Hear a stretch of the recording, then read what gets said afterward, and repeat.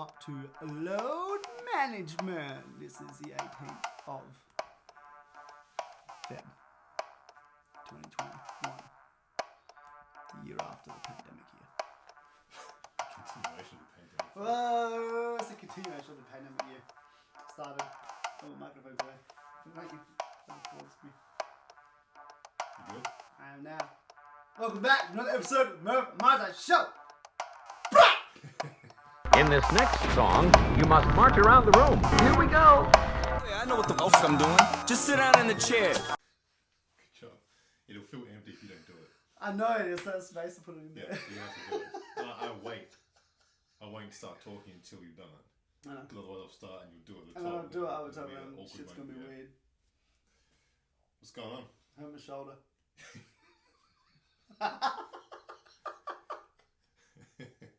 You weren't expecting that one, were you? No. You did hurt your shoulder. I did hurt my It was shoulder. a Murph and Mai Tais night. It was Murph and Martha's night and I fell off a bicycle. That's about it. We've all done it. Moving forwards. We've all done it. Onwards and upwards. I don't know if you... Can you see that? No. This here? Your finger? Yeah. See it's broken? Oh yeah. It's been broken for like 4 weeks now, I reckon. What did you do? I fell off my bike. You never told me that. I've only recently thought, you know what? There's a bump there. Yeah. I don't know if you can see it. That's There's a bump here, and like it must have broken. okay. I've still been able to move it the whole time, but you know, it's just Well. it's not really here. Samesies. Anyway, so shoulder's healing. It's all good. Doc was like anti-inflammatory, and I said, nah, I deserve this pain. Tough So it out. this is where we're at. So last week we talked about load management. Straight into it. Look at that. Dive straight in. Salmoning in like I salmoned off the bike. Not even a segue needed. Not even a segue. So load management last week. Yes. Alright. And response we got in the last 2 days since we fucking posted it has been amazing. Yeah. Got a lot of views, a lot of downloads, and it's been And very a lot of good. people talking. Yeah. Like that's my team you're talking What about. have you heard so far? I've had a few people come in the gym, talk to me about like their teams, whether it's soccer or football, and overloads of injuries. Mm-hmm. You know, the increase in injury and the thought process around is that an overload. You know, like Yeah. you know they come in, they already know how to assess and analyze that kind of thing, and like, well, we've done this. Does that correlate? Does that make sense? I'm like, look, you know, we discussed it a little bit, and you got to see, you know, what the recovery process is, you know, what the athlete is, and what are they doing. But there's a potential if you're going over and above that threshold. So I think that's been super cool. And I think the main piece of feedback that I got was that when we discussed it, we talked about from a sporting coach perspective, like to understand why you're doing the testing, understand what your metrics are, you know, understand how you're going to get that and develop that from people.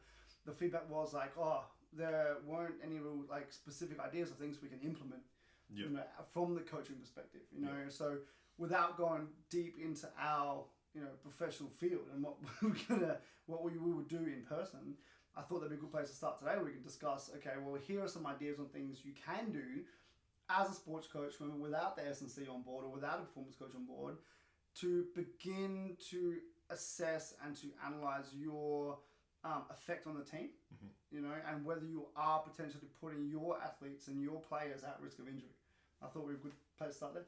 Yeah. I was going to let you You start. may I was going to throw it over you, way. One thing I know, we sort of touched on this towards the end. Yeah, we touched on this towards the end of the last podcast, and you sort of grabbed it, threw it away. I'm going to grab it a little bit back and bring it back in.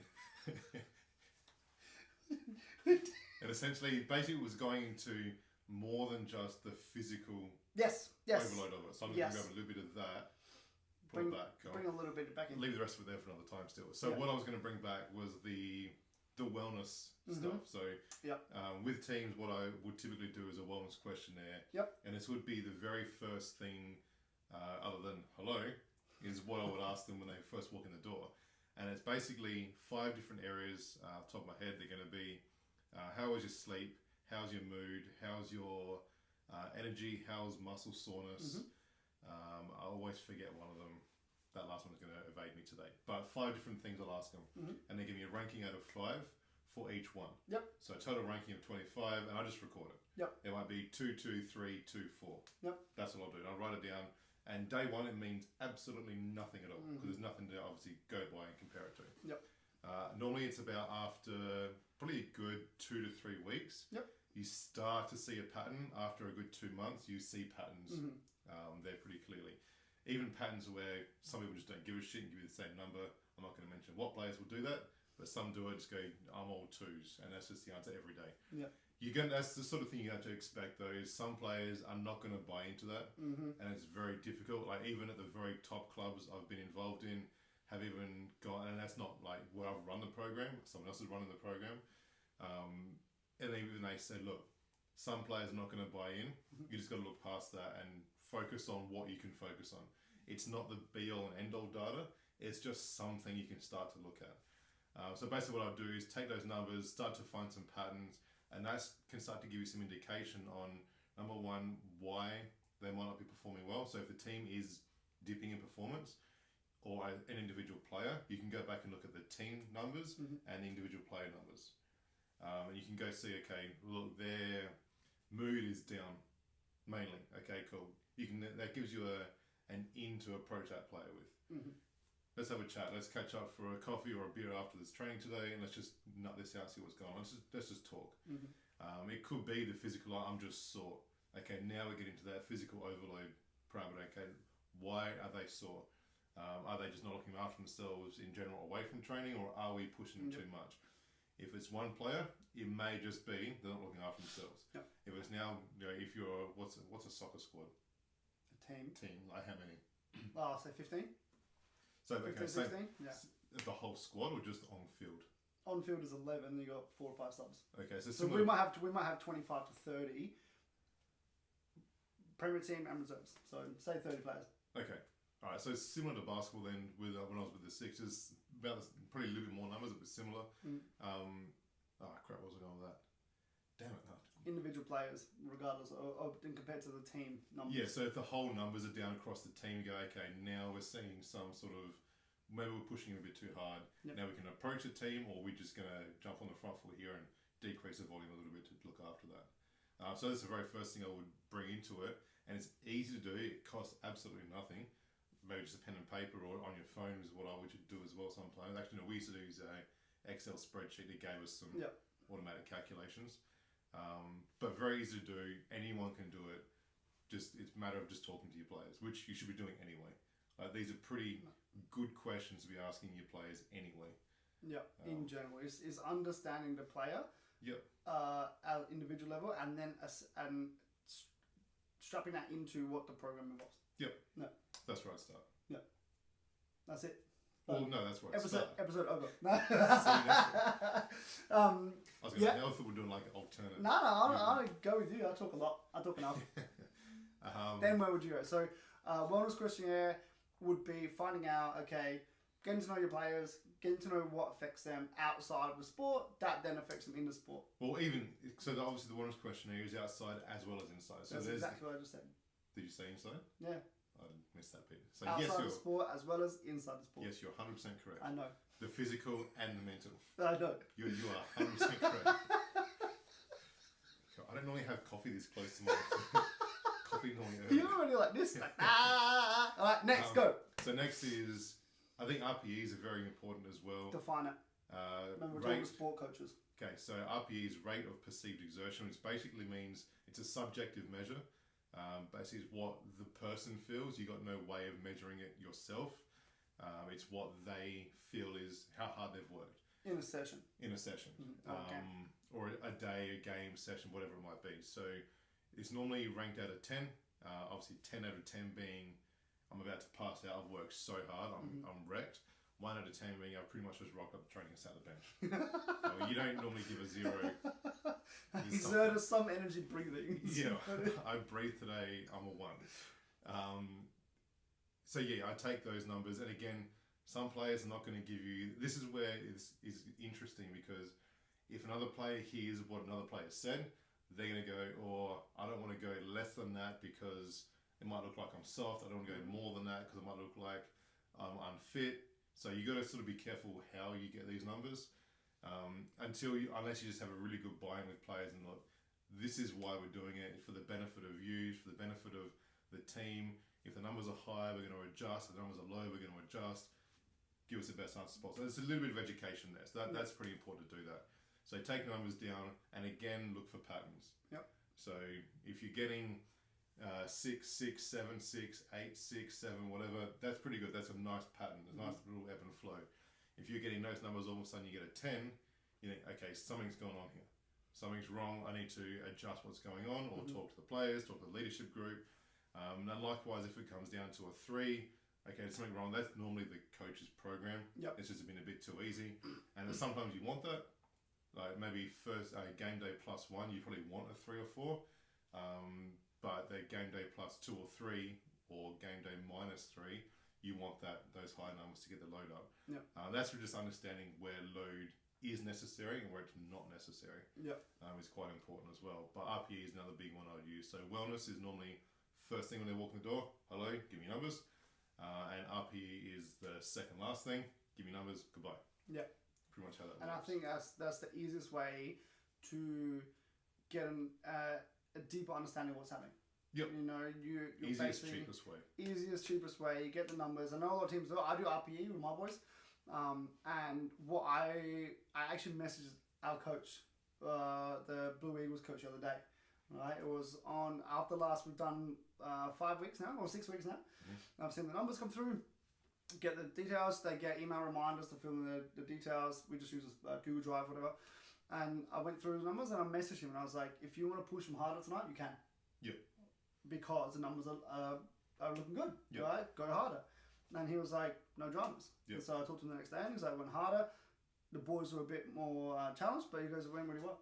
You know, it's that kind of buy-in. And so that kind of buy-in from the players to be able to let me know where they're at. Yep. But also the coach be like, I respect what you're saying. You're telling me they're in the red zone. We're going to bring it down a little bit. Yep. You're telling me I can push them harder. I'm going to push them harder. It's not just about coming in and going, slow down, stop pushing them. You know, we need to push. We need to get performance. We need to get you to a point where you're going to be able to play. You know, but then now we go, all right, cool. I think they need a day off on Thursday. I think they need a day off on Friday, whatever it's going to be. You then adjust from there. So there is an important. But this is where it gets a little bit more technical, and you probably need someone with the experience and with the knowledge to be able to do this. Where you look at acute chronic ratios, and that can give you a more specific idea on what is now overload and what is underload. Yep. And without that number, it is a bit of a guessing game still. Like, it's still fantastic, it still works, and it's still much better than nothing.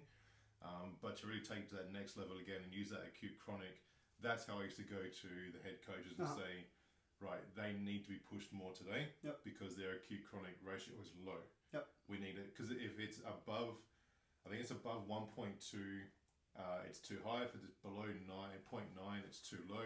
And either way is increased risk of injury. Yeah.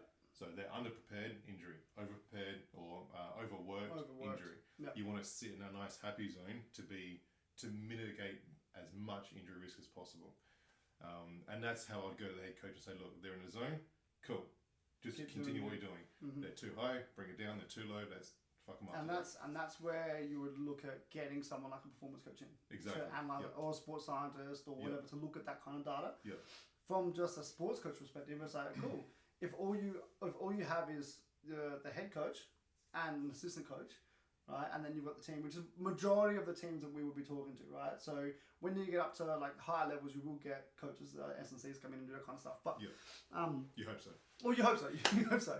You know, from a Premier League soccer or even basketball perspective, where you've only got those two coaches, right? You can say, cool. 5 minutes at the start of training, as people come in, putting their boots on, putting their shoes on, getting ready to play, or getting ready to train and warm up, you're going to have an assistant coach go around like, how you feeling? How's your mood at? You know, or if you have the communication with the team to say, you know what we're going to do for the next couple of weeks, we're going to ask you one number out of 10, how are you today? Right? And 10 being I'm completely fucked. And that could be I'm stressed out, physically stressed out, without even breaking down to the 5 factors. You could just go, how are you at? Someone's a 2, someone's a 10. All right, cool. In that session, we're not going to push so-and-so as much because they're on a 10. Number 2, we can push a bit harder. And it's just like, you know, you're the coach, I'm assistant coach, and I say, hey Murph, so-and-so's at a 10. I'm not going to push them hard today because of the assistants. Yep, no dramas. You know, and that's 15 numbers that you have to remember. Or, you know, if you've got 30 players, you've got 30 numbers, you can go, okay, below 5, above 5. Yep. You know, it's really easy to do that and to implement a process like that where you start to educate the players then go, okay, they actually care about physically how I am, Yep. which is a combination of everything. Yep. They're actually going to modify the training sessions accordingly. The players got to know that, and then from a coaching perspective, you start to build that trust that, okay, cool, we want you to perform, right? I'm not just going to smash you. Take into account what we said in the last episode about you've got to understand your metrics. Yeah. Right? We want you to be at this fitness level. I can't get you here if you're coming in and you're fatigued all the time. I'm trying to overload you. Yeah. You know, like you said, if you're pushing someone too much, they're going to overload. They're going to be overloaded and be high injury risk because they're overloaded. Yeah. If you're not pushing them enough, same thing, because they're not getting the tolerance levels they need. Underloaded. Yep. You're not going to get the tolerance levels in the tissues to be able to withstand the higher pressure and the higher load. So I think that's the real simple way, and it's exactly what I want to go with today. Like super easy understanding of ask people how they're feeling, and then ask them how they felt the session was, and then you can adapt. You know, if you run the same session for, let's say, 3 or 4 weeks in a row, right? Where you go, every Tuesday we're going to do this type of session. You know that after 3 or 4 weeks, like you said with the data, you can go, oh cool, my players started at a 7, now it's gone down to a 5 for that session. I can push them harder. Yep. I can reduce my times, I can increase the intensity, I can do different like parameters on what I'm doing, continuing to push them. So then you get them back to a 7, then you bring them down again. That's the very essence of what we do. Yep. The very essence. Progressive overload. Progressive overload and ensuring recovery processes occur. Yeah. You know, from a team sport perspective. And I think with my players, like I'll talk to my players, you know, and they'll say to me, oh look, I don't feel like I'm fast enough. I don't think I can do this. I don't think I can do that. And I'm like, I need to know what you're doing outside of training as well. Like what I'm in control of, so I can see that, you know. And there are players that I've got in particular who are doing extra gym sessions elsewhere and are doing extra trainings elsewhere. And I used to be like, I don't want you doing that. Whereas now I'm like, cool, if you need to do that for you, you do that, but I need to know what you're doing and how hard it was and where you're doing it. Yeah. So then when I get your numbers, I can be like, cool, this is why you're fatigued. You're doing too much there, or you're not doing enough there. Yep. You know, within what I'm providing from my perspective as the team S&C. That was, remember Jacob Wiley? Yep. Sixers? Yep. He was a fucking workhorse. Yep. Like an animal in every aspect of physicality. He would train an hour before training started, and then would train 2 hours, and he would pretty much train another half an hour just shooting after that. So when he gave me numbers, I had to take all that in consideration. Yep. And no, there's probably still something he's not telling me, because I used to say, look, dude, you need to back off a little bit here, blah, blah, blah. And he would still hide some numbers from me, and I know you did it. I know it.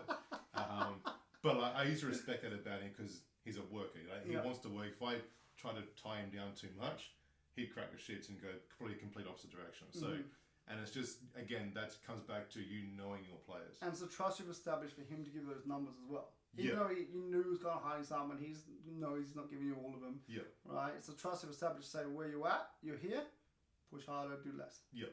You yeah. know? And knowing your players, knowing that that's what he's going to do, knowing that some players are not going to do the same thing. It might be the polar opposite, where they're like, oh, I'm going to act tired. I was a 9 today easily. You can see they're not a 9. It's just understanding that. That's just who they are.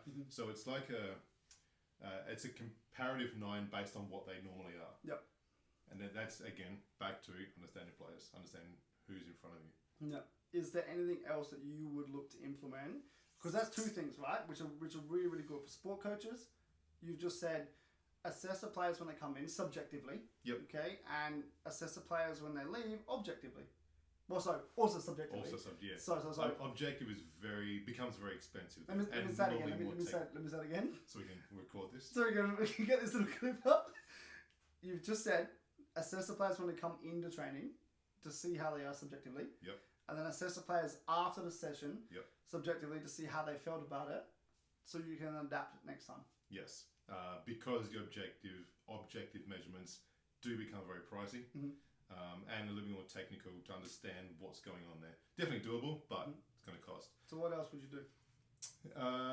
There is a objective measurement, which is now bringing in some sort of fitness or a testing component. One thing we used to do was, I don't know, AFL did this a lot. I know Paul Powell did it a lot back in the day when Burjo was there, and he did the modified yo-yo test. Which I'm pretty sure goes for about 4 minutes, so it's pretty quick. Like, it's a real quick test, and it gives them. It's the reason it's modified is because it jumps big sections. So to start slow still, But instead of going 1, 2, 3, 4, 5, it'll go 1, 5, 11, 12, 14. So you really pick up that intensity a lot quicker. And by doing that, you can see a player's going to bail out early. Okay, they're fatigued. If they're normally hitting 14s in this 4-minute test, and now they're bailing out 11, something going on there. And again, it doesn't cost that. Just got to buy the yo-yo test and have a speaker there. That's either free if you already got it all, or cheap. And that can be done, again, 4 minutes. That can be done just after the warm-up. Do a quick fitness test. There's some more data you can use. Go. Now we know the players are good, and now the players are overloaded, and take the session from there. So it's a bit more of an objective thing. Players, again, they can cheat by just bailing out early. But if you know that's what the player does, you can just accept that and move on.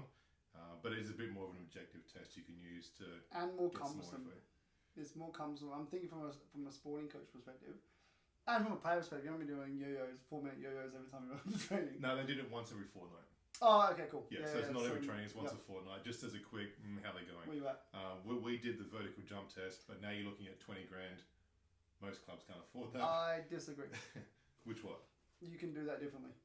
Yeah, okay, so we use a force plate.